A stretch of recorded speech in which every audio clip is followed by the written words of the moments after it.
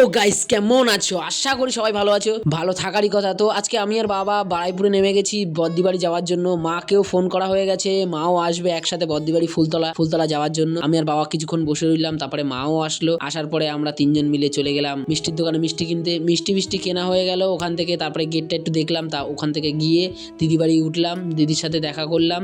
করার পরে দিদি, আমি, ভাগনা আর দিদির ননদের ছেলে, মানে ওটা একটা ভাগনা হয়, ওই সবাইকে নিয়ে চলে গেলাম মন্দিরে বাতাসার লুট দিতে। মন্দিরটা খুবই সুন্দর লাগছিল। বাতাসার লুট ফুট দেওয়ার পরে আমি, সুমন, সোনু আর একটা ভাই সবাই মিলে আমরা চলে গেলাম একটু নাচ করতে।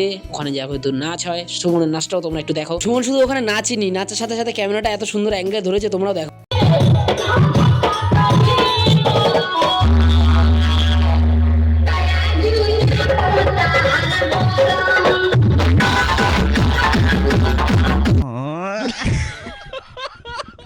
তো ভিডিওটা ভালো লাগলে লাইক, সাবস্ক্রাইব এন্ড ফলোটা করে দিও।